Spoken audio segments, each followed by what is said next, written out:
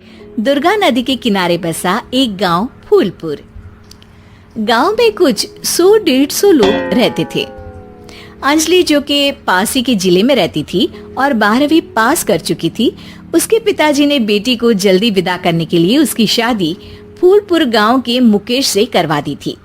मुकेश कभी स्कूल नहीं गया था और इस कारण वो पढ़ा लिखा नहीं था और बाकी गांव वालों की हालत भी मुकेश जैसी ही थी। मुकेश के घर में उसके माता पिता भी रहते थे। सासू माँ, मैं बाहर मंदिर तक जा रही हूँ, आधे घंटे में आ जाऊंगी। अरे अभी कहीं जाने की जरूरत नहीं है, चुपचाप जाके रसोई में रात के खाने की तैयारी करो। और ये घूंघट क्यों हटा लिया है तुमने? क्या पता नहीं कि इस गांव में औरतें बिना घूंघट के नहीं रहती? रात में अंजलि छत पर जाकर अपनी मम्मी से बात कर रही होती है। तभी गांव की 3-4 औरतें उसे देख लेती है और दरवाजे पर आकर उसकी सास से शिकायत करने लगती है। और क्या हुआ? अरे छत पे तो देखो, आपकी बहू मटक मटक के किसी से फोन पर बात कर रही है, दिन भर फोन पे लगी रहती है। अरे कल तो मंदिर के पास वो क्या कहते हैं, सेल्फी ले रही थी। शहर की बहू रखना अच्छा शान की बात है, पर देखना इसके लक्षण से ये तो तुम्हारे परिवार को बदनाम ना कर दे। ये पहली बार नहीं था जब सास से गांव के लोगों ने अंजलि की बुराई या शिकायत नहीं की हो। अब तो ये रोज की बात थी। अंजलि ये सब सुन लेती है। जब वो नीचे जाती है तो मुकेश भी वहां आ जाता है। सास कहती है, बेटा, लोग घर आकर शिकायत करने लगे हैं बहू के कामों की, देख लो। पति हो, संयम से रखो इसे। माँ जी, मैं तो अपनी माँ से बात कर रही थी क्योंकि यहाँ कोई बात करने लायक ही नहीं है और अब मैं माँ के पास ही रहूंगी। वहाँ क्या रहना, वहाँ बाहर के लोग तो ठीक है पर घर के लोग भी इज्जत ना दे सके। अरे नहीं नहीं अंजलि, ऐसा नहीं है, धीरे धीरे सब ठीक हो जाएगा, तुम फिक्र ना करो। अरे बस कुछ बोलना ही नहीं है, सर पे चढ़ा रखा है बहू को।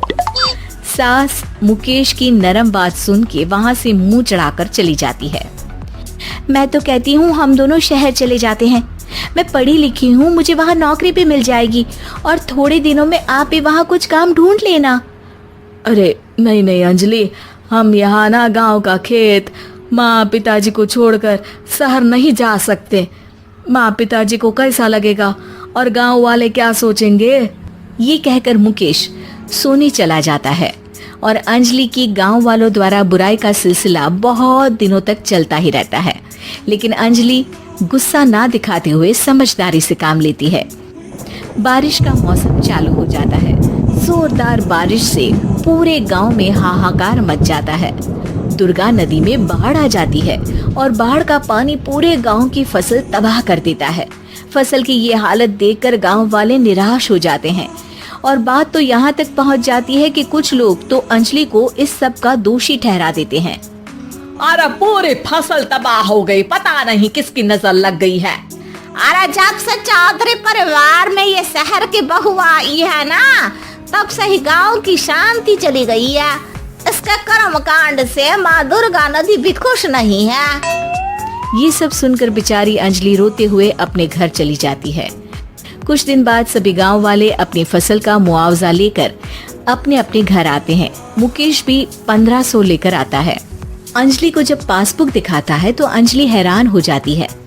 अरे, ये पासबुक में तो उन्होंने 4000 की एंट्री करी है और आपको सिर्फ 1500 दिए। सच में? अरे वो सरकारी अफसर आपको बेवकूफ बना रहे हैं।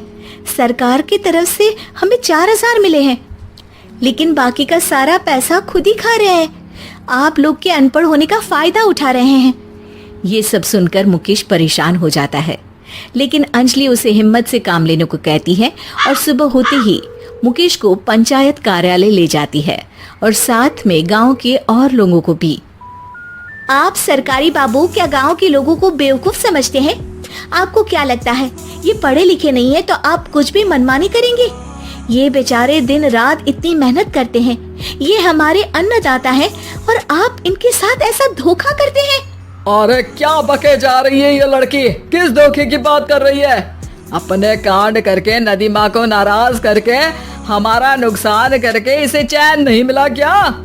सरपंच जी, इन सरकारी बाबू ने मुझे बेवकूफ बनाया है और मेरे हिस्से के पैसे खुद चट कर गए। बस ये सुनते ही सरपंच वहाँ से दुम दबाकर भाग जाता है। पता चलता है कि जनपद अधिकारियों ने गांव के सरपंच के साथ मिलकर सबके साथ धोखा किया है।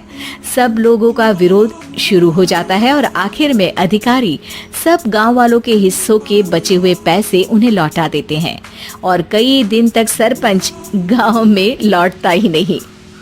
अंजलि, तुम नहीं होती तो हम गांव वालों को तो पता ही नहीं चलता कि ये हमें हर बार बेवकूफ बनाते हैं।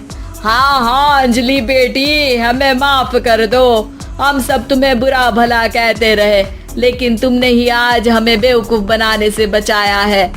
हमें तुम पर गर्व है बेटी। अब समझ आया कि सरपंच तुमसे नहीं, तुम्हारे पढ़े लिखे होने से नफरत करता था।